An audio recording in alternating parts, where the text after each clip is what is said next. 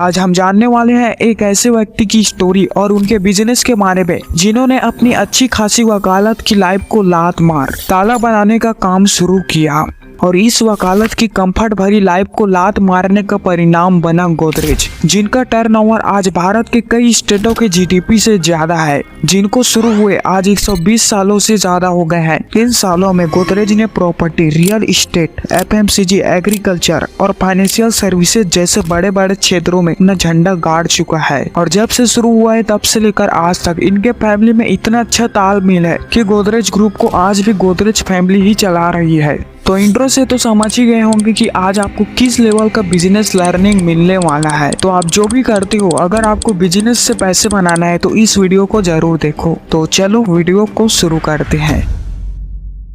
गोदरेज की कहानी शुरू होती है आरदी सी गोदरेज से। आरदी सी गोदरेज वो व्यक्ति है जिन्होंने की थी गोदरेज की शुरुआत। आरदी सी गोदरेज जब अपनी लॉ की पढ़ाई पूरी करने के बाद निकला तो उन्हें 1894 में बॉम्बे सेलिस्टर के एक फर्म ने केस लड़ने के लिए ईस्ट अफ्रीका भेज दिया। ये तो हो गया था उनका अच्छा सा लाइफ सेट, जहां उसे अच्छे पैसे के साथ इज्जत भी मिल रहा था। पर कुछ लोग होते हैं ना स्वाभिमानी टाइप का, जिनको झूठ पसंद ही नहीं होता। वैसे ही थे आरदी सी गोदरेज और इनके प्रोफेशन के साथ प्रॉब्लम ये था कि इन्हें वकालत में पग पग पर झूठ बोलना पड़ता।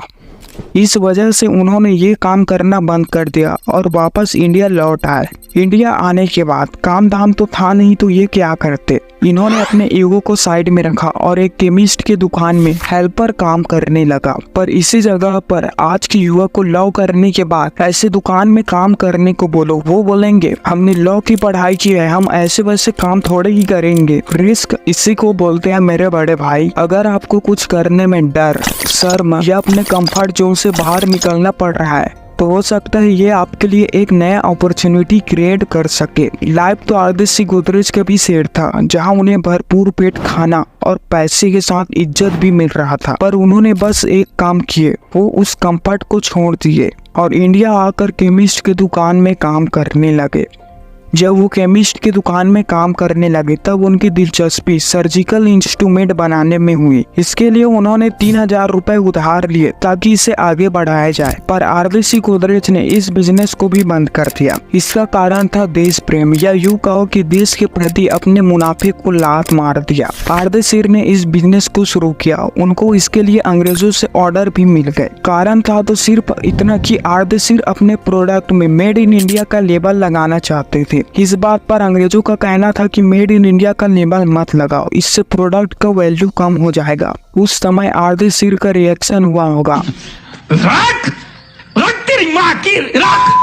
मुझे ऐसा बिजनेस करना ही नहीं जो मेरे देश को गलत बताए। उन्होंने इसे भी करना बंद कर दिया। आरदी सी का पहला बिजनेस तो बंद हो गया, मगर उनको एक नई राह का हमेशा इंतजार रहा और ये आइडिया उनको एक बार फिर मिल गया अखबारों में। उन दिनों चोरी की घटना बहुत बढ़ रही थी। बम्बई में चोरी से रिलेटेड कई न्यूज सामने आ रहे थे। इसमें ताला को तोड़कर और दूसरी चाबियों से ताला को खोलकर खूब चोरियां हो रही थी।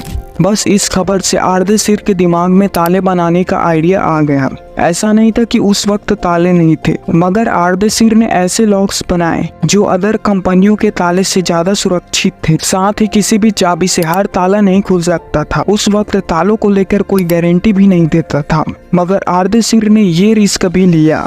एक बार फिर उन्होंने कर्ज लेकर 215 वर्ग फुट की जमीन खरीदी, उस पर गोदाम बनाए और ताले का काम शुरू कर दिया। इसके साथ साल 1897 में जन्म हुआ गोदरेज कंपनी का।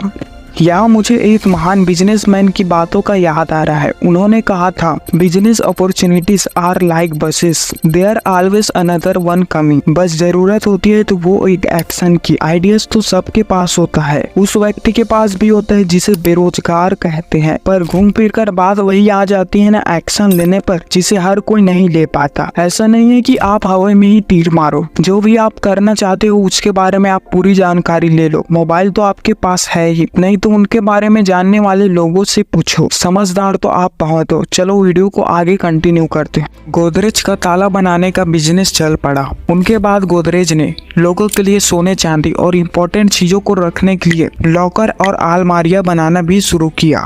गोदरेज ने एक के बाद एक नए बिजनेस की लाइन लगा दी। गोदरेज ने 1918 में वेजिटेबल ऑयल बनाना शुरू किया। उनके बाद साबुन भी बनाया, जिनको रविंद्रनाथ टैगोर ने भी प्रचार किया था। 1923 में फर्नीचर बिजनेस में भी घुस गए। 1952 में सिंथॉल साबुन को लॉन्च किया। इनके बाद गोदरेज की ग्रोथ कहीं रुकी नहीं। रियल एस्टेट, FMCG, एग्रीकल्चर और इन जैसे बड़े बड़े क्षेत्रों में ऐसे धूम मचा रहे हैं जिनको पूछो ही मत। और ये तो कुछ नहीं है, इन्होंने चंद्रयान 1 के लिए लॉन्च व्हीकल और लूनर ऑर्बिटर भी तैयार किया था। तो बिजनेस को कैसे बड़ा करना है ये तो आपने जान ही लिया। इनके साथ आपने ये भी जान लिया कि कैसे कोई एक इंडस्ट्री से अनेकों इंडस्ट्री की लाइन लगाता है। पर इसके साथ गोदरेज को एक बात के लिए और जाना जाता है, वो है फैमिली बिजनेस के कारण। गोदरेज की फैमिली की नेटवर्थ 11 बिलियन से ऊपर है। गोदरेज ग्रुप की नहीं, सिर्फ गोदरेज फैमिली की। और मैं फिर से कहूंगा कि ये अमाउंट इतना होता है कि भारत के कई छोटे राज्यों के GDP से कई गुना ज्यादा है। गोदरेज ग्रुप का चेयरमैन है वो है अदिति गोदरेज, और इनके फैमिली के जितने भी लोग हैं वो कंपनी के किसी न किसी बड़े पद में स्थित है। जैसे कोई एग्जीक्यूटिव डायरेक्टर है तो कोई मैनेजिंग टीम का लीडर है। मतलब आज हम ये बोल सकते हैं कि गोदरेज ग्रुप गोदरेज फैमिली की वजह से ही टिकी है। यही तो है हमारी इंडियन फैमिली की ताकत, जो एक छोटे से लॉक मेकर को मल्टीनेशनल कंपनी बनाने की ताकत रखती है। आज गोदरेज 50 से भी ज्यादा देशों में काम करता है और इनका अभी का रेवेन्यू 33,000 करोड़ से भी ऊपर का है। हाँ भाई, तो वीडियो खत्म हो गया। तो अगर आप जिंदगी को काटना नहीं बल्कि जीना चाहते हो तो अभी से काम करना शुरू करो। तो वीडियो पसंद आया तो लाइक सब्सक्राइब जो भी करना है वो कर देना, और नहीं आया तो नेक्स्ट वीडियो में मिलना जरूर। मिलेंगे इनसे जबरदस्त इम्प्रूवमेंट के साथ। तो जय हिंद, वंदे मातरम। मिलते हैं किसी और वीडियो में।